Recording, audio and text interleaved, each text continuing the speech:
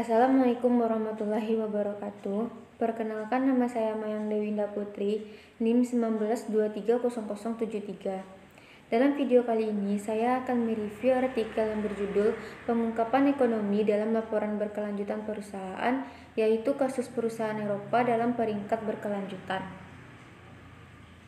Yang pertama, teori. Mengingat krisis kesehatan lingkungan global yang berkembang, ada kekhawatiran bahwa sektor swasta dapat mengabaikan komitmen menuju pembangunan berkelanjutan.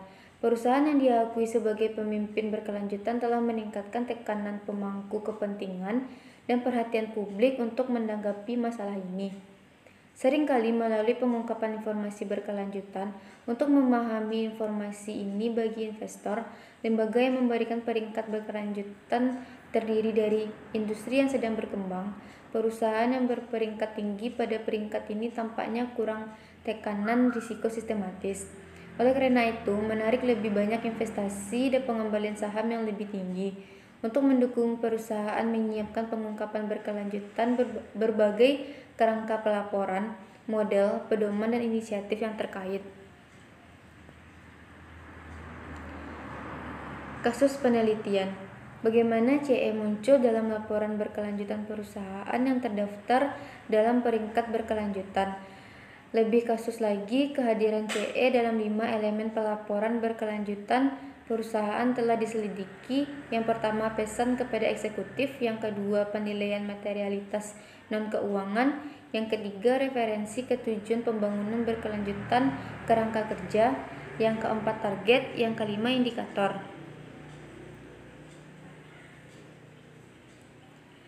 Sampel penelitian. Sampel penelitian ini meninjau 138 laporan yang diterbitkan pada tahun 2020 dari 94 perusahaan Eropa dan tidak dibatasi oleh sektor.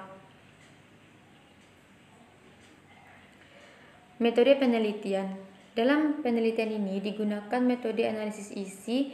Pendekatan ini pada umumnya dijelaskan menggunakan definisi dari Holsti, kuantitatif maupun pendekatan kualitatif. Untuk analisis isi digunakan dalam penelitian ini yaitu untuk mengukur konten dalam informasi tekstual, menafsirkan penggunaan kontekstual dari konten ini.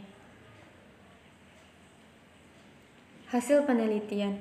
Hasil penelitian menunjukkan bahwa hampir semua perusahaan secara eksplisit merujuk CE, namun hanya 7% dari mereka yang mengintegrasikan CE dalam kelima elemen pelaporan berkelanjutan.